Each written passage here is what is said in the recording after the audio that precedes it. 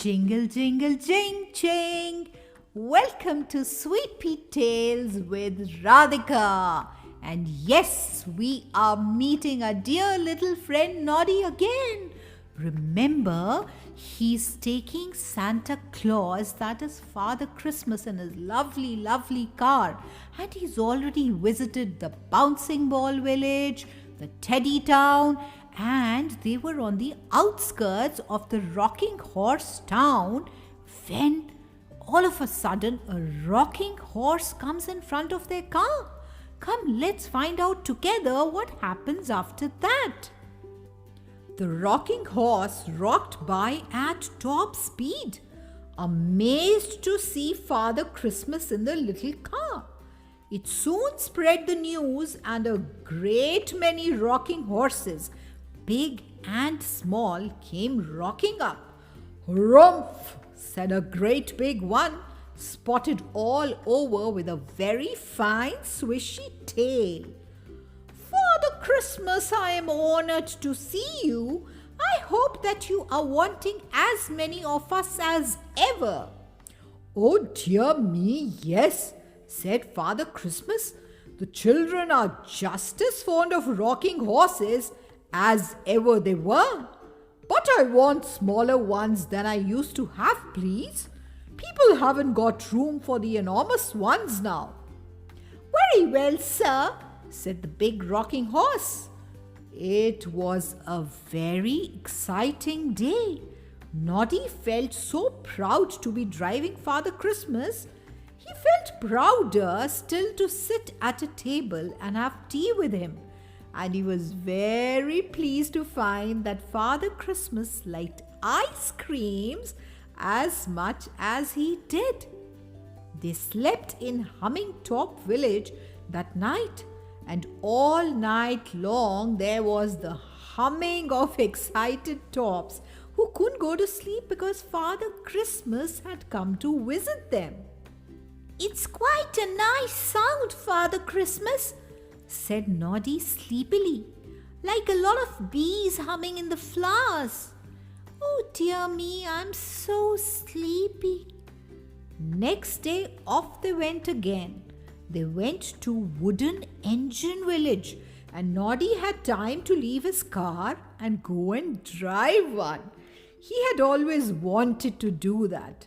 Look at him, he's really driving the engine much too fast. "Look out, Father Christmas, look out!" They drove off to Doll's House Town, and Noddy thought the little houses were lovely. Tiny little dolls ran out to cheer Father Christmas. "I've just come to say that some of you dolls who go to live in dolls' houses in the playrooms of boys and girls are not very good at housework," said Father Christmas. "You don't know how to dust or scrub floors or clean windows. Well, you must learn, please." "Yes, Father Christmas," the tiny dolls cried. "We'll learn, we promise we will." Then they went on to Skittle Town. And dear me, what a shock for Noddy when he saw all the Skittles lining up right in front of his car. He jammed on his brakes at once. "No, drive into them," said Father Christmas. "Skittles are made to be knocked down, and it will be such fun for them." So Noddy drove full speed into the squealing Skittles. Down they fell, laughing away like anything. "And now," said Father Christmas, "I want to go to a place I haven't been to before. A small place called N&B Works." What in the world do N&B stand for? I know it's something to do with perfectly new toys, but what can they be? N&B? Most peculiar. Father Christmas asked the way to the N&B Works, and a shy little toy bunny told him, "Down there and over the hill, they're making new toys. the children asked for them. Noddy drove on, and soon they came to a small factory built rather like a little castle. "Drive to the front, then stop and hoot," said Father Christmas.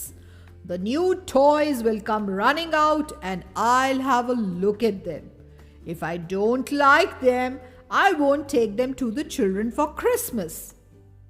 Noddy stopped his little car outside the building and hooted loudly. "Pop, pop, pop!" What do you think? Out poured dozens and dozens of tiny little Noddy and Big Ears dolls. Yes, really. Noddy couldn't believe his eyes. Why, they were exactly like him, but much smaller and all dressed like him too. "The Noddies have even got bells on their blue hats like me," said Noddy amazed. "And the Big Ears have red hats and beards just like my Big Ears." N and B works, of course. Noddy and Big Ears works, said Father Christmas. "I see that the children have asked for Noddy and Big Ears toys, Noddy. I wonder why." "Well, there are lots of books about me," said Noddy. "Perhaps they have read them." Oh, Father Christmas, when I see all these little toys just like me, I feel very, very important." "Now, don't you be too grand and important, or you won't be the dear little Noddy that children love," said Father Christmas.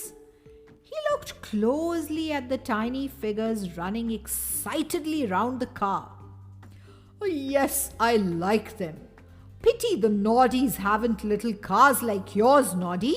I'll have to make a note of that." Jingle, jingle, jing went the tiny little bells on the hats of the tiny little Noddies. Jingle, jingle, jing, jing, said Noddy's big bell loudly and proudly. "Can we have a ride?" called the little figures, and they clambered all over the car. "Just for a little way," said Father Christmas. "Drive on, Noddy, and give them a ride." There they go. Noddy's car, covered with tiny Noddies just like himself, and little Big Ears with beards and red hats. Well, well, well. Noddy was very sorry when it was time to go home. He had enjoyed himself with Father Christmas. He loved the kind, jolly old man, and it seemed as if Father Christmas loved him too. "We'll have a party when we get back," he said to Noddy. "I feel like a party, Noddy, do you?" "Oh yes, I always feel like a party, just like I always feel like an ice cream," said Noddy. "Dear me, what a lot I shall have to tell Big Ears when I get home." Big Ears was very pleased to see Noddy safely home again and to hear from Father Christmas what a splendid little driver he had been. He gave Noddy such a hug that Noddy couldn't breathe for quite a long time and gasped like a goldfish out of water. "We're going to have a party," said Noddy. "Will you and Little Ears arrange it, Big Ears?" "You shall have one tomorrow," said Big Ears, beaming, "in the marketplace so that everyone can come. I'll get the big town bell and go and call out the news." So there goes old Big Ears, beaming all over his face, ringing the bell as loudly as ever he can. Ding-a-dong, ding-a-dong, news, news, news. Well, it wasn't long before everyone heard the news that Father Christmas and little Noddy were safely back and were going to have a party. Goodness me, what excitement there was! "It will be one of the finest parties ever," said Big Ears, "and I shall wear my red cloak again. I shall tie it round my waist if I keep falling over it." The reindeer were asked to the party too, and Little Ears spent a long time polishing their antlers for them. In fact, everyone was asked, even the bunnies in the woods. The party began at 3 o'clock, and there was so much to eat that the tables that stood in the middle of the marketplace creaked under the weight of it all. Father Christmas sat at the top of the table, and Noddy sat on his right-hand side, feeling so proud that he could hardly speak a word. His bell rang all the time though, and his little car parked nearby hooted. "Jingle pop, pop jingle jing, popple, popple, popple jingle jing." What a noise! Father Christmas got up and made a speech. "I don't make long speeches," he said, "but I do want to say that Noddy is one of the nicest, kindest little toys I've ever met, and quite the best driver." "Hooray! Hooray!" cried everyone. "Speech! Noddy speech!" shouted Mr. and Mrs. Tubby. Noddy began to tremble. Big Ears pushed him to his feet. "I don't know what to say," said little Noddy. I don't know." And then suddenly he stood up straight and smiled. "It's all right," he said. "I'll sing a song instead." And here is the song that he sang at that wonderful party. "I'm only little Noddy, who's got a song to sing, and a little car to ride in, and a bell to jingle jing. I've a little house to live in, and a little garage too, but I've something big inside me, and that's my love for you, my love for all of you." Much better than a speech, little Noddy. No wonder everyone is clapping and cheering you. Well done! Wow, that sure was a lovely, lovely visit to Toyland. I'm sure you all enjoy it with Noddy and Father Christmas visiting the lovely, lovely places. And I'm sure he's got his gifts wrapped for you all. Stay on the nice list. That's all for now. Take care. Keep smiling. Keep shining.